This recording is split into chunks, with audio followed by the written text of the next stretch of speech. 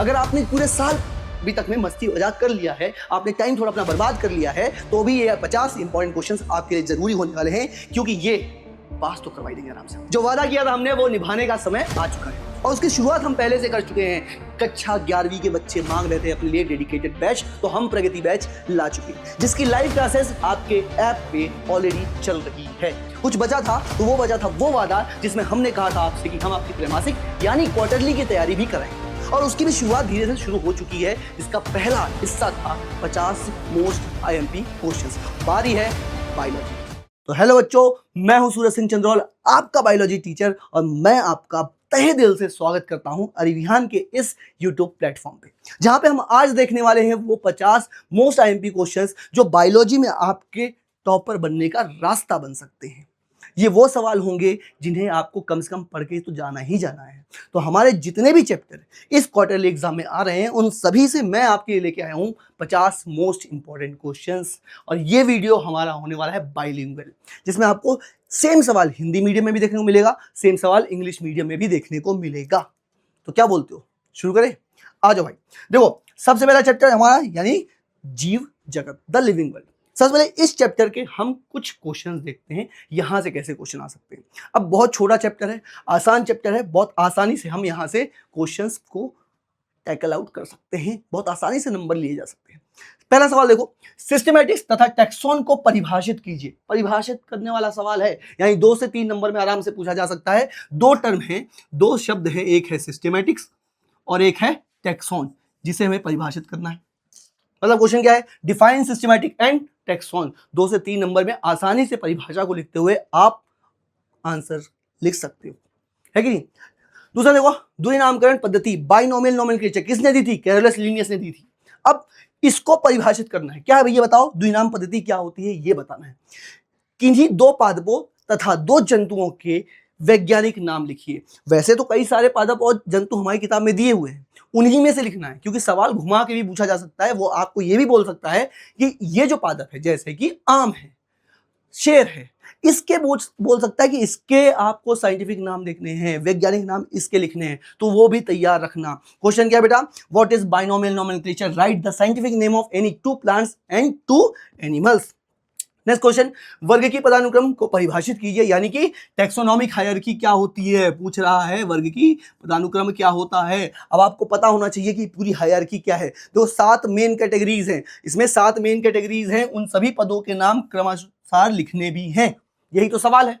उन 7 कैटेगरीज को एक ऑर्डर में बाकायदा आपको दिखाना है, साथ ही साथ वर्ग की पदानुक्रम को समझाना भी है। तो सवाल क्या बोल रहा है बेटा, डिफाइन टैक्सोनॉमिक हायरार्की। भैया टैक्सोनॉमिक हायरार्की क्या होती है और वो जितने भी कैटेगरीज हैं उनको करेक्ट ऑर्डर में लिखिए। नेक्स्ट क्वेश्चन, जीवों में वृद्धि, जनन एवं चयापचय, यानी कि क्या, जो हम समझते हैं कि किन चीजों की वजह से हम एक जीवित जंतु या पादप को जीवन है उसमें हम कह सकते हैं, उसको इनके आधार पे कैसे समझाया जाए, है ना। तो जीवों में वृद्धि, जनन एवं चयापचय को जीवन की परिभाषित विशेषताओं के रूप में स्पष्ट कीजिए कि कैसे ये बताती है कि कोई चीज में जीवन है ना। Explain growth, reproduction and metabolism as the defining feature of living. तो ये तो थे आपके पहले चैप्टर से वो सवाल जो आपको मिनिमम इनको पढ़ के ही जाना है ना। और वैसे भी ये सारे सवाल हम धीरे धीरे अब पढ़ाना शुरू कर चुके हैं अपने लाइव क्लासेस में। जैसा मैंने कहा था कि हमने आपसे वादा किया था कि डेडिकेटेड बैच आएगा, वो भी 11वीं वाले बच्चों के लिए, जिनका नाम क्या है, प्रगति बैच भैया, है ना। उस प्रगति बैच में हम इस सारी चीजों को दोबारा पढ़ाना शुरू कर चुके हैं, जिसकी मेरे ख्याल से इस जीव जगत की पहली क्लास ऑलरेडी हो चुकी है। मात्र 51 रुपए में ये प्रगति बैच मिल रही है, और इसमें आपको न जाने क्या क्या मिल रहा है। क्या क्या मिल रहा है भाई साहब, इस 51 रुपए में आपको मिलने वाली है लाइव क्लासेस से पूरा सिलेबस खत्म। लाइव क्लासेस में पूरा सिलेबस हम समाप्त करने वाले हैं आपके एग्जाम से पहले, यानी कि जनवरी के पहले हफ्ते तक हम पूरा सिलेबस खत्म कर देंगे। तो जिन बच्चों का बैकलॉग हो गया है वो क्वार्टरली एग्जाम से फ्री होके तुरंत शुरू हो जाओ, बैच में आओ। इसके अलावा आपको शॉर्ट नोट्स मिलेंगे भैया, क्योंकि हम जानते हैं 11वीं में हमें मटर गश्ती भी करनी है, और उस मटर गश्ती के लिए समय चाहिए, और समय में अगर हमने पढ़ाई ज़्यादा कर ली तो कैसे हो पाएगा। तो तुम शॉर्ट नोट्स ले सकते हो। उसके साथ साथ लाइव क्लासेस के साथ साथ आपको डीपीपी मिलेगी, उसके साथ साथ 24/7 इंस्टेंट डाउट चल रहा होगा। मैं हर जगह प्रेजेंट नहीं हो सकता, हर टीचर हर जगह पे नहीं हो सकता, तो आप इनसे अपने डाउट क्लियर कर सकते हो। उसके साथ साथ एमपी बोर्ड आजकल सीबीएसई के पैटर्न पे चलने लग गया है, मतलब एनसीईआरटी फॉलो कर रहा है, इसीलिए एनसीईआरटी सॉल्यूशन भी दिया गया है आपको। और साथ ही साथ जैसे अभी हम क्वार्टरली के लिए आपके लिए 50 क्वेश्चन लेके आए हैं, ऐसे हर चैप्टर से वो मोस्ट इंपॉर्टेंट क्वेश्चंस आपको पहले ही दे दिए गए हैं, आप इनको ले सकते हो, वो भी मात्र 51 रुपए में। ऐसा नहीं कि सिर्फ इसका 51 रुपए, इन सभी का प्राइस क्या है, 51 रुपए। मतलब प्रगति बैच जो 51 रुपए में मिलेगी उसमें ये सब मिलेगा। और अगर आपने ये सब चीजें अभी से कर ली, ये आदत अभी से बना ली, और इसके बाद जब हम 12वीं में पहुंचेंगे वहां हम लोग बात करेंगे उन्नति बैच की, और उन्नति बैच में भी आप जुड़े रहे हमारे साथ तैयारी करते रहे, तो अगली बार या कह सकता हूं अगले साल मैं आपकी फोटो यहां दिखा रहा हूँगा और आपका एग्जाम्पल दे रहा हूँगा कि कैसे इन्होंने 11वीं और 12वीं दोनों में प्रगति और उन्नति कर ली अपनी। ठीक है, तो अभी से जुड़ो, अपने बैकलॉग्स को क्लियर करो। ठीक है, तो मिलेंगे वहां पे लाइव क्लास में। बैक टू वीडियो कि भाई साहब हम बातचीत कर रहे थे किस पे, अपने 50 मोस्ट इंपॉर्टेंट क्वेश्चन की। तो अगला चैप्टर कौन सा है, बायोलॉजिकल क्लासिफिकेशन, जीव जगत का वर्गीकरण। आओ देखिए भाई, इससे भी कुछ सवाल हैं बहुत ज्यादा इंपॉर्टेंट। देखो आर.एच. विटेकर जिन्होंने 5 किंगडम क्लासिफिकेशन दिया है, 5 जगत वर्गीकरण किसने दिया था आपका, आर.एच. विटेकर में दिया। किसने दिया, आर.एच. विटेकर ने। लेकिन किसके नाम पे दिया था, जो नाम दिए हैं वो क्या है, किस बेसिस पे दिया है, इस पे सवाल बन सकता है। Write the name of the 5 kingdom proposed by R H. Whittaker in 5 kingdom classification. कौन कौन से वो 5 किंगडम थे, वो 5 जगत बनाए थे किसने, आर.एच. विटेकर ने। 5 जगत वर्गीकरण में वो कौन कौन से थे। नेक्स्ट क्वेश्चन, आर्की बैक्टीरिया जो सबसे पुराने बैक्टीरिया होते हैं को जीवित जीवाश्म क्यों कहा जाता है, मेथेनोजन, हेलोफिल्स और थर्मोएसिडोफिल्स को स्पष्ट कीजिए। तो भैया जो आर्की बैक्टीरिया है जिसको हम जीवित जीवाश्म बोलते हैं, क्यों बोलते हैं, और इसके 3 प्रकार है, कौन कौन से, मेथेनोजन, हेलोफिल और थर्मोएसिडोफिल, उनको भी बताना है कि क्या होते हैं ये। Why are archaebacteria called living fossils, पहला हिस्सा सवाल का। दूसरा हिस्सा क्या बोला है, explain methanogens, halophiles and thermoacidophiles. इसका एक हिंट दे देता हूं, मिथेनोजेंस कहाँ रहते हैं, जो मीथेन वहां बन रही होती है। हेलोफिल्स कहाँ रहते हैं, जहां खारा पानी ज्यादा हो, जहां खारापन ज्यादा हो। थर्मोएसिडोफिल्स कहाँ रहते हैं, ऐसी जगह पे जहां पे या तो टेम्परेचर बहुत हो या तो एसिड हो। इसका नाम ही ऐसा है थर्मोएसिडोफिल्स, यानी जिसको बहुत ज्यादा थर्मो पसंद है, मतलब हीट पसंद है, एसिड पसंद है, प्यार, ऐसे चीजों से प्यार करने वाले बैक्टीरिया को ही क्या बोलते हैं, थर्मोएसिडोफिल्स। तो एक हिंट मैंने आपको यहीं पे दे दिया है, बाकी आप इन सवालों को और तैयार कर सकते हो। आगे देखो, आकार के आधार पर बैक्टीरिया को आकार के आधार पर विभाजित कर लो भैया, कि आकार के आधार पर जीवाणुओं को, बैक्टीरिया को के प्रकार स्पष्ट कीजिए। Explain the types of bacteria on the basis of their shape, कि शेप के आधार पर, उनके आकार के आधार पर वो कितने प्रकार के होते हैं, है ना, कौन कौन से आकार के प्रकार बनते हैं। अगला सवाल, कवक जगत के वर्गीकरण को स्पष्ट कीजिए। जो आपका फंगाई है ना, क्लासिफिकेशन ऑफ फंगाई समझाना है आपको यहाँ पे, कि जो कवक जगत है उसके क्लासिफिकेशन, उसके वर्गीकरण को स्पष्ट कीजिए। तथा फाइकोमाइसिटीज, एस्कोमाइसिटीज, बेसिडियोमाइसिटीज और ड्यूटेरोमाइसिटीज, ये वो 4 उनके सब क्लासेस हैं, उनके अंदर वो 4 एक्स्ट्रा चीजें बनाई गई हैं, उनके कोई 2 लक्षण बताइए, उनकी 2 प्रॉपर्टीज भी आपको बतानी है। Explain the classification of kingdom fungi and right the characteristics of any 2 among phycomycetes, ascomycetes, basidiomycetes and deuteromycetes. इनकी 2 प्रॉपर्टीज को भी आपको बताना है।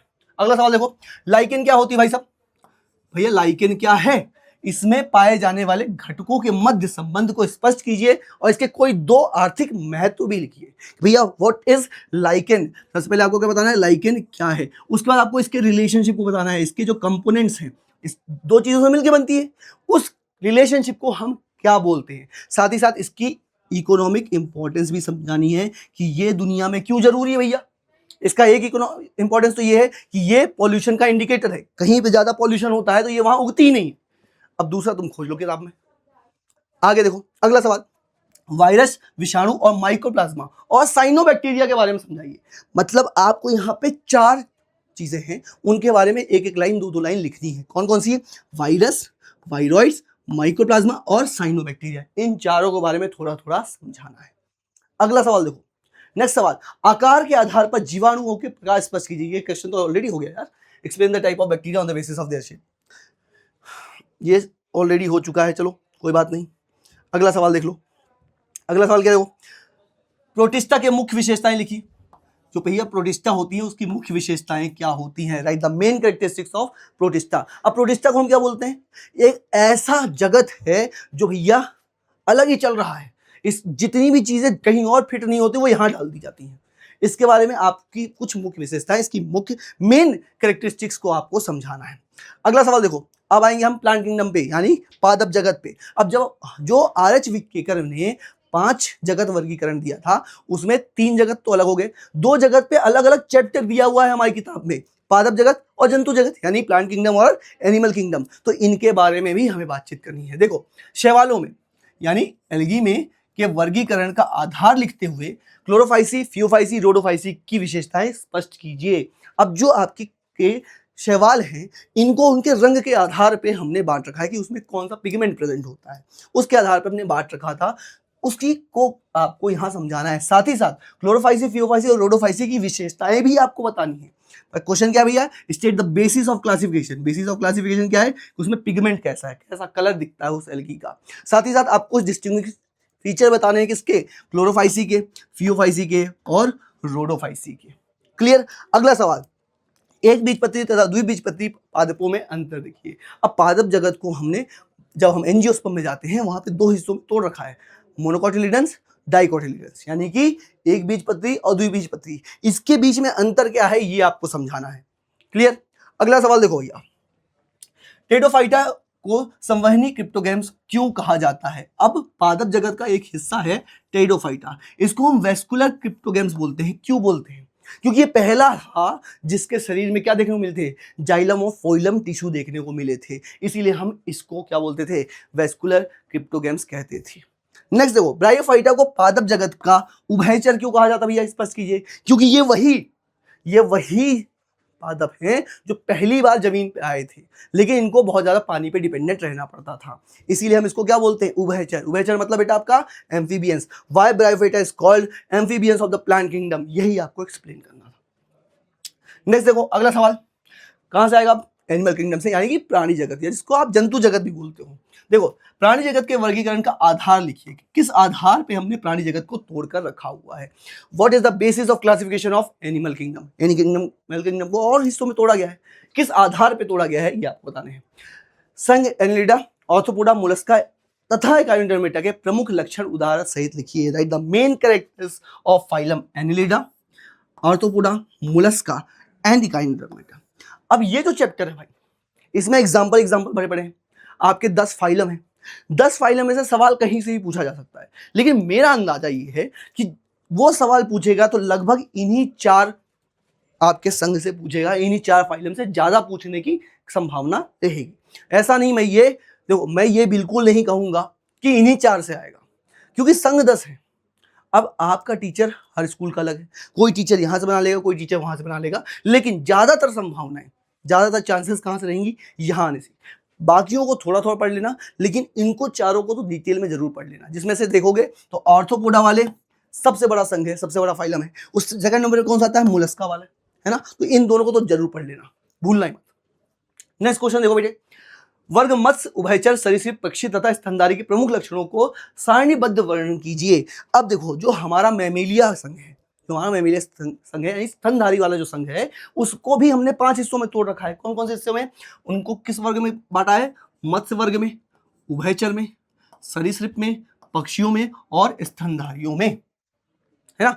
इनको अगर आप देखोगे तो हमने और टुकड़ों में किए कॉर्डेटा वालों को। अब इन कॉर्डेटा वालों को जब हम और टुकड़ों में करते हैं तो इनके कई सारे क्या है, आपके जो लक्षण है, प्रमुख लक्षण है, उनको का हम टेबल बना सकते हैं, वही टेबल बनाना है आपको।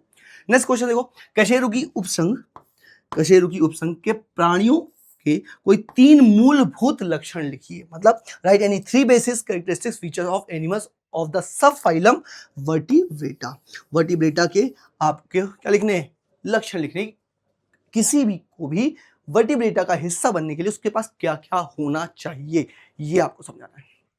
नेक्स्ट क्वेश्चन देखो भाई साहब, अब देखेंगे अपन मॉर्फोलॉजी ऑफ फ्लावरिंग प्लांट, पुष्पीय पादपों की आकारिकी।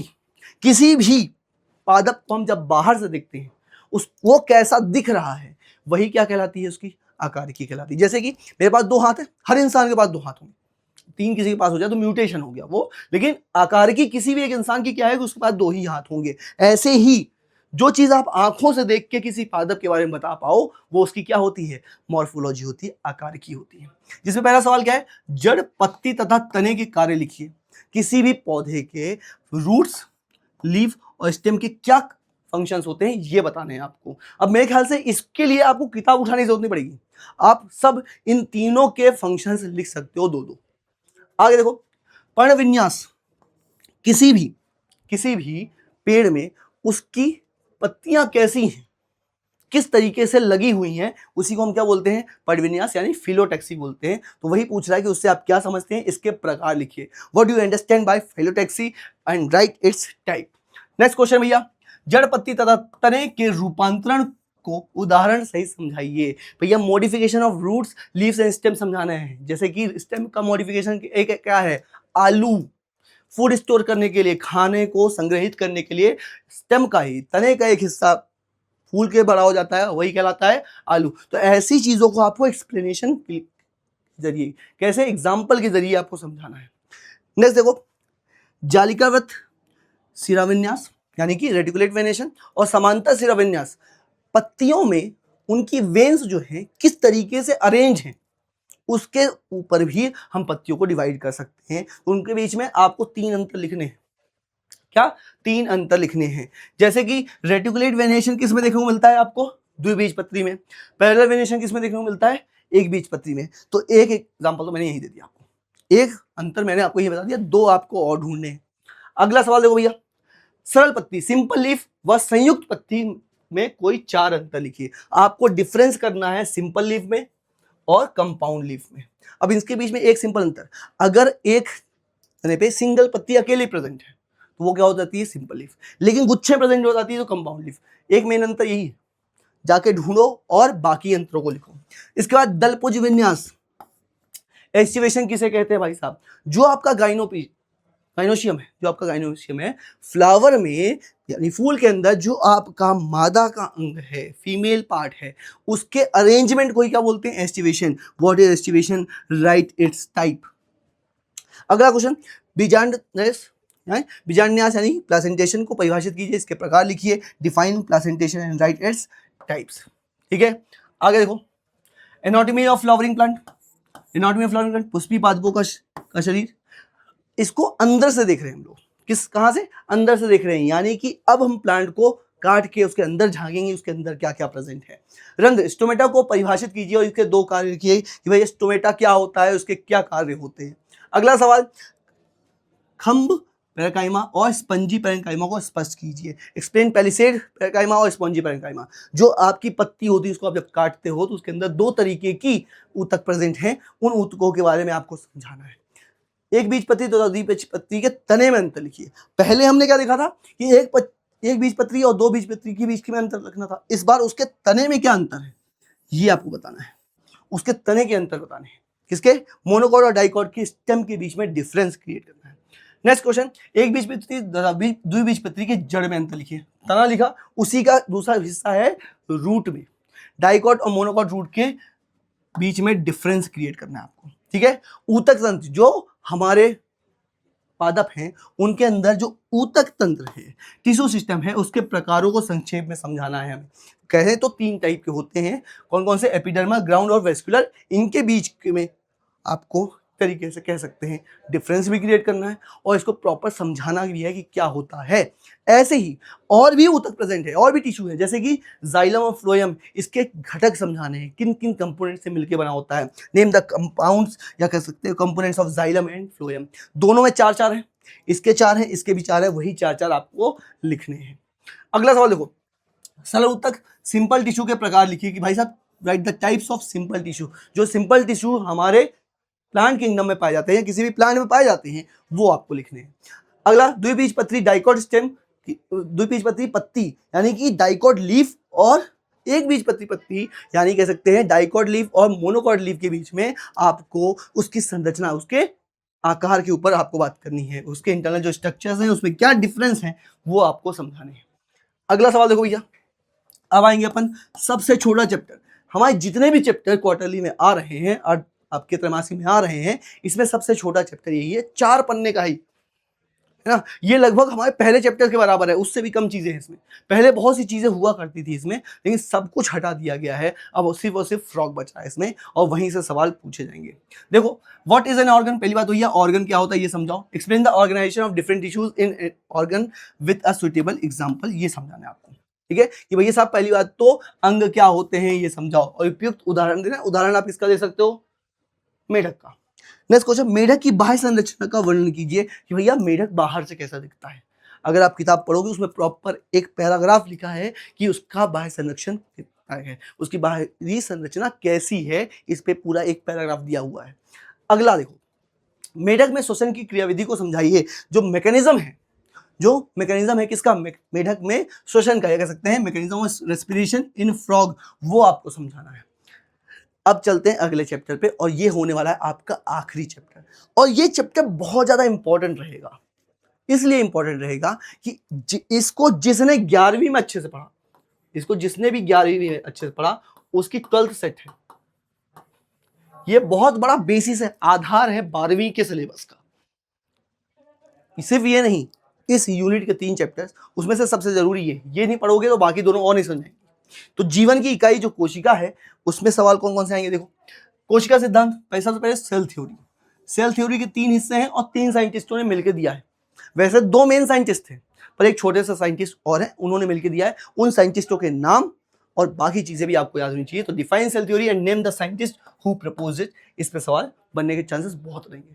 उसके बाद राइबोसोम और लैन क्या है, यानी कि राइबोसोम और लाइसोसोम के कार्य लिखने आपको। Right the functions of ribosome and lysosome, दोनों के कार्य क्या होते हैं ये लिखो।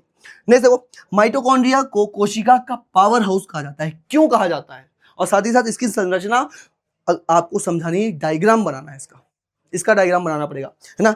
Y mitochondria called power house of the cell, write its structure, पूरे स्ट्रक्चर को समझाना है, बिना डायग्राम के नहीं बताया जा सकता।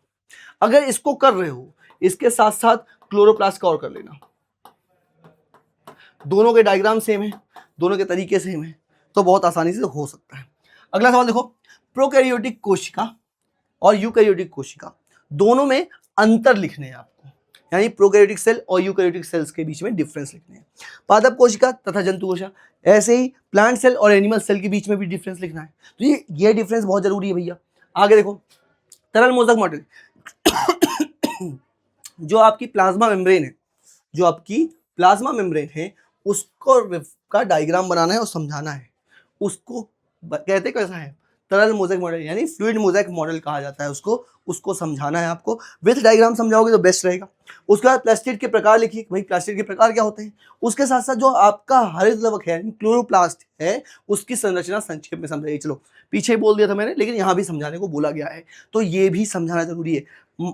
माइटोकॉन्ड्रिया और क्लोरोप्लास्ट दोनों के डायग्राम बहुत जरूरी हैं, जो करने ही पड़ेंगे अपने को। नेक्स्ट क्वेश्चन, आखिरी 5 सवाल बचे हैं। देखो, केंद्रक, न्यूक्लियस की संरचना, न्यूक्लियस कैसा दिखता है भाई साहब, का नामांकित चित्र बनाकर वर्णन कीजिए कि न्यूक्लियस में क्या क्या है। उसके बाद चिकनी अंतर्द्रवी जालिका यानी SER और खुदरी अंतर्द्रवी जालिका RER, दोनों में अंतर लिखना है। साथ ही साथ फंक्शन लिख लोगे तो सबसे बेस्ट चीज है ना। डायग्राम के चांसेस थोड़े कम है मेरे ख्याल से, लेकिन एक बार प्रैक्टिस जरूर कर लेना, है ना। Right the difference between smooth endoplasmic reticulum and rough endoplasmic reticulum. अगला देखो, गोल्जी उपकरण यानी गोल्जी अपरेटस तथा रिक्तिका का क्या कार्य है। गोल्गी अपरेटस एंड वैक्यूल्स के फंक्शंस आपको लिखने हैं। उसके बाद अतिसंयुग्मन यानी हाइपर कंजुगेशन क्या है, कार्य ध्यान यानी कार्बोकेटाइन से स्थानीय प्रभाव। एक सेकंड, ये सवाल कहाँ से आ गया, ये सवाल गलत है, इसको हटा दो। तो 3 सवाल और हैं, मैं हाथों से लिखूंगा आपके लिए। जो 3 सवाल मैं आपके लिए और लेके आऊंगा, अभी लिख दिए जाते हैं आपके लिए। ये सवाल हटा देते हैं। केमिस्ट्री का सवाल मैं हमारे पास कहाँ से आ गया भाई, क्या करेंगे हम केमिस्ट्री पढ़ के। ज़्यादा केमिस्ट्री नहीं पढ़नी चाहिए, ज़्यादा केमिस्ट्री पढ़ने से दिमाग खराब हो जाता है बेटा। नहीं कोई बात नहीं, लो मैं यहाँ पे सवाल लिख देता हूँ आपके लिए अलग से, है ना। अगर सेल की बात की जाए तो सेल में से और जो है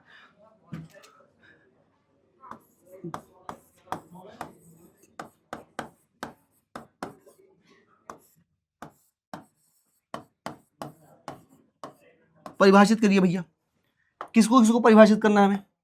देखो, परिभाषाएं जो मेरे ख्याल से आपके लिए बहुत जरूरी हैं, वो बाकी तो हमने कर ली, लेकिन आपको इसके अलावा भी क्रोमोसोम की,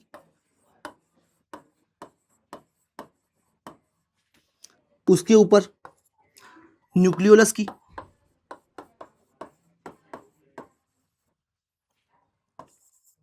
और एक और लिख लो, बाकी सब तो हो गई हैं, एक आप सैटेलाइट डीएनए ले लो, या सैटेलाइट क्रोमोसोम भी बोल सकते हैं अपन, इनकी और कर लो, बाकी ठीक है। ठीक है, नेक्स्ट देखो, कोशिका भित्ति सेल वॉल तथा कोशिका झिल्ली प्लाज्मा मेम्ब्रेन में अंतर लिखने हैं, write, the difference between cell wall and plasma membrane. तो ये वो 50 सवाल हैं जो आपको करने ही करने हैं। इन 50 सवालों में जिंदगी बन जाएगी बेटा, है ना। तो ये सवाल मिस मत करना। और साथ ही साथ जिनको ये लग रहा है भाई साहब सर ये कहाँ से सवाल उठा के ला दिए हो, तो घबराओ मत, परेशान मत हो। अगर क्वार्टरली एग्जाम धीरे से खराब भी हो जा रही है तो, क्योंकि पढ़ना तो पड़ेगा भैया। और अभी मैं इन 50 सवालों के लिए, इनके जवाब लाने के लिए हम महामैराथन और करेंगे। उस महामैराथन क्लास में हम ये सारे सवाल करने वाले हैं, और उसके बाद एक क्लास लेंगे अपन जिसमें हम सारे ऑब्जेक्टिव क्वेश्चंस करने वाले हैं। पर ये सब आपको इस जगह पहुंचाने के लिए हैं कि आप यहाँ बन सको, यहाँ पहुंच सको, टॉपर बन सको। 12वीं के बाद जब उन्नति बैच लो उससे टॉपर बनो, लेकिन वहां तक जाने के लिए प्रगति बैच से ही रास्ता गुजरता है। तो बारी है मात्र 51 रुपए खर्चा करने की, जिससे हम अभी से वो तैयारी शुरू कर सके टॉपर बनने की, क्योंकि आपको यहाँ पढ़ा रहे हैं एमपी के सबसे बेहतरीन टीचर्स। और साथ ही साथ सिर्फ लाइव क्लास नहीं होती भाई, मटरगश्तियाँ भी होती हैं, ज़रूरी भी है। जो मटरगश्ती आप सोच रहे हो कि यार बाहर कर लेंगे ये लोग तो करने नहीं देंगे, वो मटरगश्ती हम यहाँ भी करते हैं। साथ ही साथ इस का स्क्रीनशॉट ले लो, जिससे आप टेलीग्राम ग्रुप पे और हमारे व्हाट्सएप ग्रुप पे जुड़ सको, जहाँ पे ये पीडीएफ आपको मिल जाएगी। तो ये पीडीएफ मिलेगी इन ग्रुप्स पे, तो फटाफट स्क्रीनशॉट ले लो जिससे आपको ये पीडीएफ भी मिल सके, वरना पीडीएफ नहीं मिलेगी। ठीक है, तो ये ले सकते हो आप। चलो चलें, अलविदा चाहूँगा आपसे। चलो, और जिन बच्चों ने अभी भी प्रगति बैच नहीं लिया वो ले लो, मैं मुलाकात करता हूँ वहाँ पे लाइव क्लासेस में, जहाँ पे पूरा बैकलॉग क्लियर करेंगे और साथ ही साथ हाफ ईयरली और मेन एग्जाम की तैयारी करेंगे। तब तक के लिए गुड बाय।